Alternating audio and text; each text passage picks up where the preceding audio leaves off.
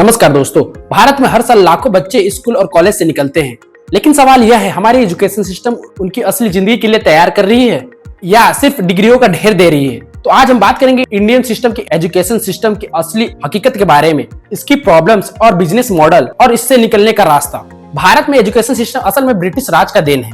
Thomas मॉक्सेली ने 1835 में कहा था, हमें ऐसे क्लर्क चाहिए जो अंग्रेजों के लिए काम कर सके। और आज 200 साल बाद भी हमारा सिस्टम वही कॉलोनियल माइंडसेट कैरी करता है। ज्यादातर स्कूल रूट लर्निंग केवल रट्टा मारने पे ध्यान देते हैं। प्रैक्टिकल स्किल, क्रिटिकल थिंकिंग या क्रिएटिविटी इनकी इंपॉर्टेंस ना की बराबर है। और सिलेबस इतना आउटडेटेड है कि आप सोच भी नहीं सकते। मतलब 21वीं सदी में भी हम 19वीं सदी के लिए स्टूडेंट तैयार कर रहे हैं। अब आते हैं सबसे इंटरेस्टिंग हिस्से पर। इंडियन एजुकेशन सिस्टम सिर्फ एक सिस्टम नहीं है, एक बिजनेस का हिस्सा भी है। ये एक बड़ा बिजनेस भी है। कोचिंग इंडस्ट्री का एलोन वर्थ 58,000 करोड़ से भी ज्यादा है। प्राइवेट स्कूल्स पेरेंट्स से डोनेशन और बिल्डिंग फंड के नाम पर मोटी फीस लेते हैं। यूनिवर्सिटी सीट्स इतनी लिमिटेड है कि इंटरेस्ट एग्जाम खुद एक पैरेलल इकोनॉमी बन जाती है। कितनी आयरनी है, एजुकेशन जो सबका अधिकार होना चाहिए आज एक लग्जरी बन चुका है। सवाल यह है, इस पूरे सिस्टम से सबसे ज्यादा फायदा किसका हो रहा है? Coaching mafia, coaching Kota, Delhi, Hyderabad जैसे शहर कोचिंग हब बन गए हैं। प्राइवेट यूनिवर्सिटीज क्वालिटी क्वेश्चनेबल लेकिन फीस लाखों में।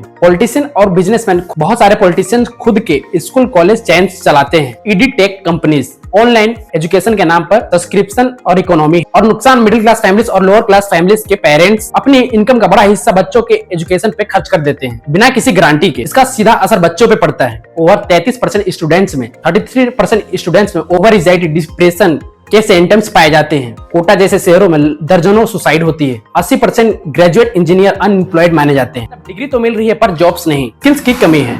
स्किल्स की कमी होने के कारण कंपनी की एक्सपेक्टेशंस मिसमैच कर जाती है, इसी कारण जॉबलेस रह जाते हैं। इसका सॉल्यूशन क्या है? Skill based learning, practical importance और डिजिटल स्किल को सिलेबस में लाना। पब्लिक इन्वेस्टमेंट, गवर्नमेंट को एजुकेशन पर जीडीपी का कम से कम 6% खर्च करना चाहिए, जो कि 3% है। रिफॉर्म इन एग्जाम, इंटरेस्ट और बोर्ड एग्जाम के प्रेशर कम करके कंटिन्यूअस इवोल्यूशन सिस्टम अडॉप्ट करना चाहिए। टीचर ट्रेनिंग, अच्छे टीचर्स होंगे तभी सिस्टम खुद इंप्रूव होगा।